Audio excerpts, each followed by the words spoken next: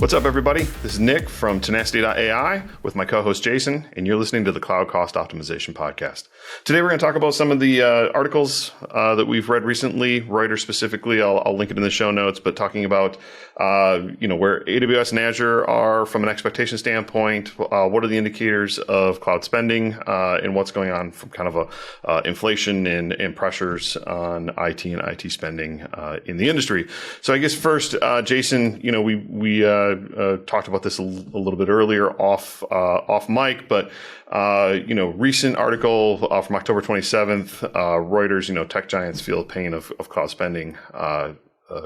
Cuts suggest a slowdown. And so we're seeing that AWS and Azure both missed expectation for Q3, and both are significantly down from last year's expectation as well. This does look like a clear indicator of organizations are focused on cloud spending and cloud spending cuts, optimizing their environments. Certainly, I don't think we're seeing an indication yet of any sort of repatriation, though we could talk about that. But I think we're seeing, potentially more of a focus. Yeah. When the economy slows down. I think we should point out that some of the reasons they missed their expectations is because of what happened over the course of the pandemic. AWS's operating profit alone doubled over the pandemic. And so some of their forecasts are based on the amount of cloud spend that went in, the sheer amount of cloud spend that was increased during the pandemic. And so I also think a part of this is not just that people are fearful of maybe what the economy might do, although it's kind of weird because the economy is not in as bad of shape as everybody is thinking it is right now anyway, in a lot of ways. But that people are spending a lot more on cloud than they were 3 years ago. A lot more on cloud by and large. And people don't know where those costs are going in the cloud or why. That's a big problem as well. And so when you're fearful of something and when you don't know what's going on and all those other things, what do? You start to pull back, right? You start to get fearful of what's going on. Why is it growing? Where are all these costs going? And so I think that's a lot of what's happening right now. It's not necessarily repatriation, but it's, companies are spending a lot more than they were in recent years. They don't know where things are going, and they're telling their CIOs, IT teams to stop spending is the first thing they're saying. It's just stop spending, right? It's just like, we need to stop spending more in the cloud. That's the first thing they're telling them. And the second thing is they're telling them to look for ways in which you can cut, because that's the next step. But the biggest concern is just the month over month, year over year, increase in cloud spend. And a lot of that was due to the pandemic. Well, I think you and I have both experienced this too. When you're in a growth organization, and we both have a history in being in stage 2 companies and in being in growth mode. We've had I'll call it the delicious economy for quite a while, that's been ripe for growth and has plenty of cash. And so these organizations, when you're in growth mode, you are not worried about your spending. You're worried about, how do I keep up? And when, as we roll over that curve, that is, it's at that crest that you start thinking about, well, wait a minute. Well, why are, what are all these costs? What's going on here? So the bend in that curve back towards something that's, hopefully not falling, but is starting to, normalize or stabilize. That's when you really start getting a focus on, the drivers of EBITDA. And, cloud's going to be a big one of those. And, just as we talked about in our past, episodes here, 2 episodes ago, that, you want to be aware of kind of where those costs are being allocated out inside of the organization, so you can start kind of, managing them. This is a really important time to do that when you've just gone through tremendous growth. Can I go align those costs to the growth drivers, to the revenue drivers, and then, where can I actually manage my cloud spending? I think that's probably what these numbers are an indicator to me anyway. And it seems to be, that's sort of what the writers of the article are saying as well, is that this probably has a lot more to do with organizations coming to the realization that they've been through the feast. It's now time to, tighten the belt a bit as a reaction to what's going on economically or globally. Yeah, I mean, I think of, when you're in the middle of an IT issue, right? And you're trying to troubleshoot a problem that's affecting maybe lots of customers or lots of end users, right? You're doing a whole bunch of things. You're making changes. You're trying to figure it out. You're doing all this. And then you finally get it fixed, right? And the next thing you really need to do after you take a breath and do that is figure out everything that you did and clean it up, right? I mean, because you made a bunch of changes that are messy, right? I mean, we've all been in these situations before. And so there's a period of time afterwards in which you might schedule it out, right? Because it might affect customers, this cleanup, whatever it is. But we figured out what the problem is. We fixed it. What did we do? What mess did we create while we were troubleshooting? Now we have to go clean it up and make sure we rectify the problem. It's the same thing. The pandemic, People pushed everything into the cloud because it was the right thing. They were troubleshooting a problem. I've got to get people working from home right away. One of the problems they were troubleshooting. They got them all working.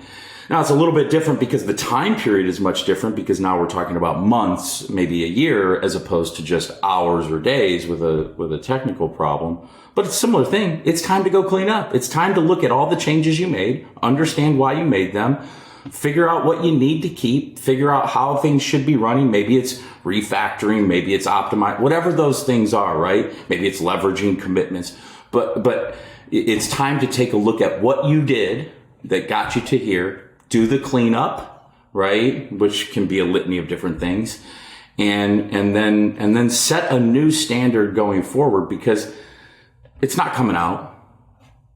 You're not repatriating data. It just doesn't make any sense to do so for 99% of the. Yeah, if you're Netflix and you need to store, 1 billion petabytes of data close to users, okay, it probably makes sense to put that on your own infrastructure. But Netflix owns half of the internet. Do you? No. Most companies shouldn't. They should be looking at where they can optimize. They should be looking at understanding and where they can optimize and manage better. Well, I think if we go to the data, again, looking at the question of repatriation, are folks actually moving out of the cloud? I don't see this pattern, number one, not in our consulting, not in tenacity either. Where, what we also have to understand is the economic drivers and pressures on costs of, running and managing a data center or a footprint, in a data center. Power costs, energy costs are up right now. I saw one quote from another article, in which, again, we'll link this in the show notes, CNBC, of organizations seeing 65% increase in energy costs, and that's their motivator for moving to cloud, because cloud costs are much more stable than these inflationary costs due to competition inside of the data center. Yep. That's right. Again, due to competition, because there is no competition in the utility space, right? It is. No, I can charge you what I want. I mean, it's written into my contract that I can escalate whenever I want, or I can escalate your prices whenever I want based on market factors, right? Because it's a global commodity where, a widget inside AWS or Azure is a competitive market. And so, if their you're paying them also for the insurance that your power prices don't increase the cost of by the same amount, right? Because they still have to keep up with the prices that AWS has to keep up with Azure. They have to keep up with Google. They have to keep up with all these companies. And so they would have to collude to increase your prices based on their power costs increasing, right? They would all have to do it, which doesn't really happen. In fact, we have not seen cloud prices go up over the pandemic, not as a result of power prices being, it's gone down, right? In fact, it's gone down. So, I think that's part of the reason why we don't see a lot of it. Really, first, you really have to have a good use case, like a Snapchat or, a Netflix. There's these cases of repatriation, but, Snapchat's AWS bill was more than their revenue at one point. And so that's a little bit of a different problem. And so I think that it's not, the grass isn't always greener. and the benefits outweigh the downsides. And I really do think it's more about understanding what you have, why you have it, and if you should have it. And if I do need it, how can I make sure that it's optimized? Than it is about moving something somewhere. Because you're right, the power costs, we're talking about power costs, let's say you can get over that. Go try to buy a server right now. It's not the same market as it was before the pandemic, because the cloud providers were the ones primarily buying infrastructure servers through the pandemic. And so the amount of options you have are a lot lower. The shortages due to lack of trade policies. I mean, there's so many other things that are difficult about moving stuff out of the cloud that I think people don't really think of when they go to look at it. Well, I think it's important we'll have to wrap the topic here. I think it's important to remember that the global economic pressures that are on the cloud players are on everything else. And so it's not what we're seeing in the numbers tell a story. What that story is what we're going to try and interpret. And I think the story we're seeing right now, as you said, is not a repatriation effort. I think what we're seeing in the story is a focus on some cloud spending, on getting optimization right. We're coming out of this acceleration a time period. And now we're moving into I got to understand what I have. I got to tighten my belt, but folks are still mass transitioning to the cloud. And I think we're going to see, if I were to look in a crystal ball or try to predict the future, I think we'll continue to see an acceleration there. Because all those global pressures are going to affect things like utility. So we'll continue to see that adoption drive in cloud driving towards greater adoption. Any parting thoughts, Jason? Nope. Let's go. All right. Sounds great. That's it for today's show. Visit us at tenacity.ai. Reach out to us on LinkedIn. Happy to answer any questions. Love to have you on the show. That's it for today, folks. Thank you.